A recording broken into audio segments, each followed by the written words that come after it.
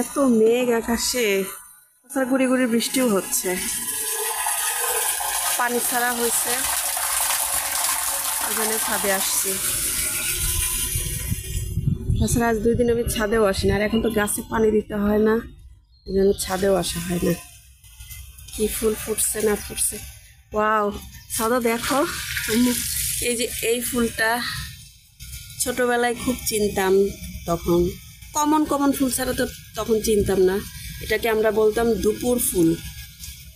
যখন আমার গাছের গ্রুপ থেকে জানতে পারলাম, অনেকে বলে যে ওরা বলে যে দুপুর মণি, এটা আমরা দুপুর ফুল বলি।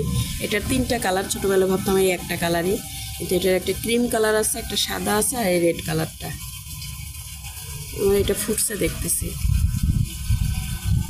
তাছাড়া তো দেখতেছি অনেক লিলিও ফুটছে টুকটাক, কিন্তু বৃষ্টিতে একদম প্যাতপ্যাতা হয়ে গেছে, যেটাকে বলে পানিতে। যে এখানেও ফুটছে, এই যে লিলিগুলো নষ্ট হয়ে গেছে ভিজে ভিজে। আবার দেখতেছি যে কয়েকদিন আগে যে পরিষ্কার করছি, এই যে মশরস ফুটছে, পর্তুলিকা ফুটছে, এই যে পর্তুলিকা ফুটছে, কিন্তু এই যে কয়েকদিন আগে পরিষ্কার করছে আবারও এই অবস্থা। এখানেও তো দেখতেছি যে লিলি ফুটছে, এই যে, কিন্তু এই যে বৃষ্টির পানিতে যেরকম হয়ে যায়। পছন্দের লিলি আমার মেয়ের, আর আমার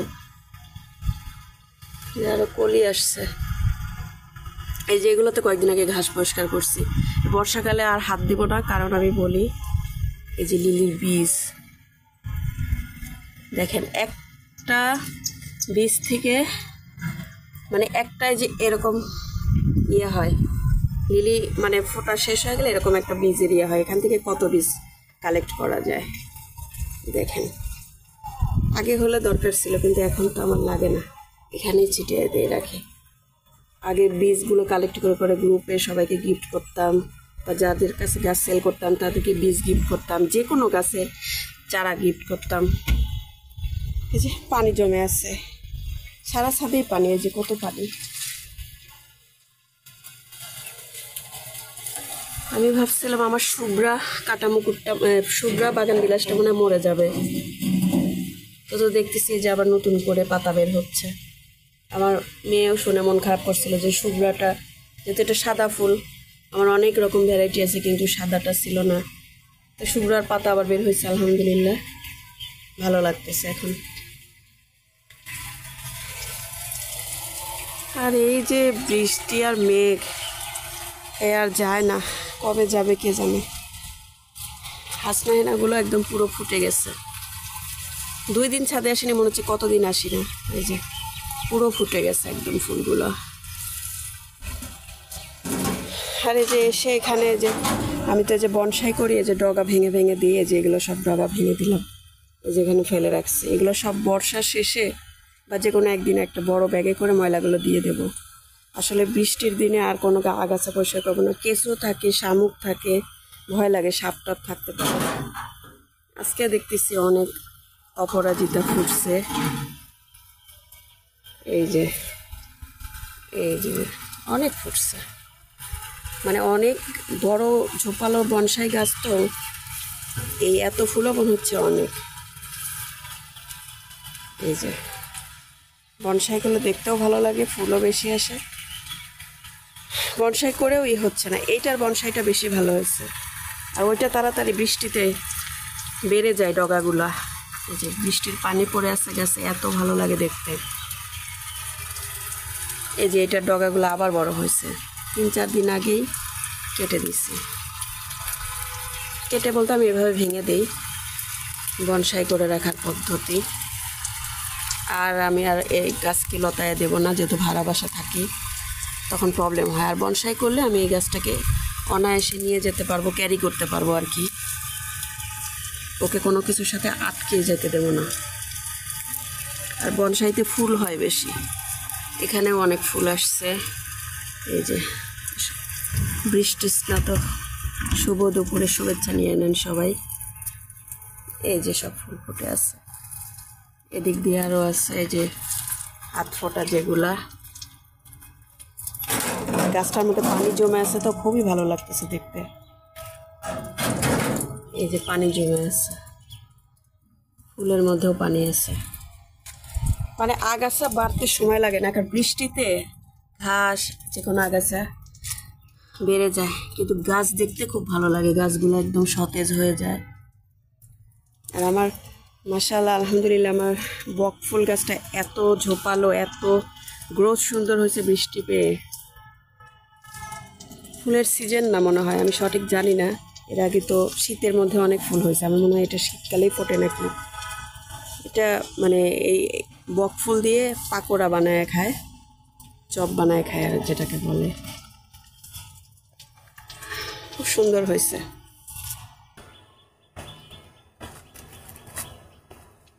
এটাতে আর ওভারফ্লো করা হয়নি দুই একদিন মনে হয়, কারণ এমনিতেই বৃষ্টির পানি জমে আছে।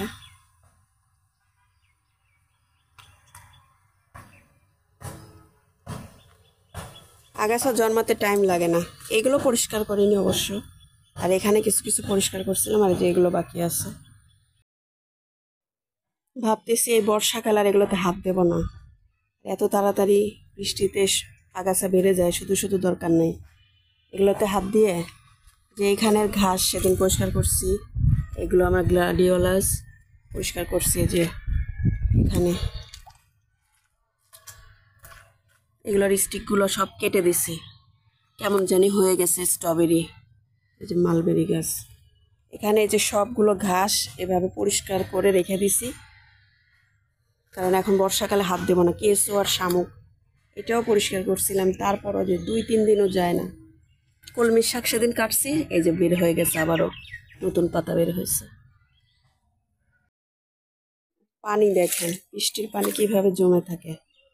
এই সাইডে আসলাম, এই সাইডে আমার গোলাপ আছে আর অনেক গাছ আছে।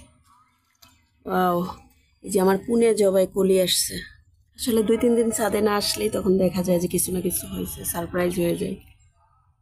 গাছের চেহারা মাশাআল্লাহ, বর্ষাতে বৃষ্টির পানিতে কত ফুল ফুটে আছে। এই যে আমার চেরিগুলো আরো ফুটতেছে, গোলাপে অসংখ্য কলি আসছে। যে ফুল, পচা ফুল ভেঙে দিয়েছিলাম, পাশ দিয়ে অনেক কলি আসছে।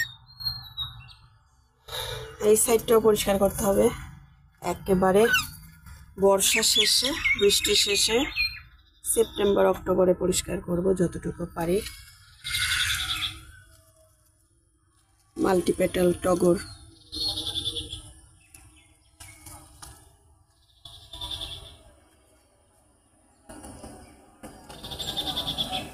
এমনিতেই আগাছা পরিষ্কার না করলে সমস্যা, তার মধ্যে তো বৃষ্টি। এই যে সব গাছের গোড়ায় আগাছা হয়ে গেছে। এটাতে দেখতেছি অসংখ্য বেবি বের হয়েছে আমার এই স্নেক প্লান্টে। ফার্ন গাছ বের হয়েছে, ওটা টপ চেঞ্জ করতে হবে।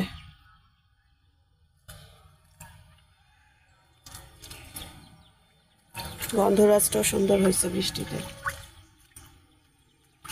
কোনো সময় বৃষ্টি বন্ধ নাই, যে কোনো মুহূর্তে বৃষ্টি চলে আসে।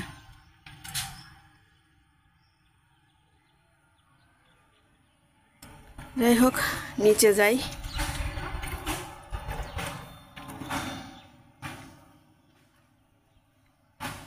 আল্লাহ হাফেজ সবাইকে।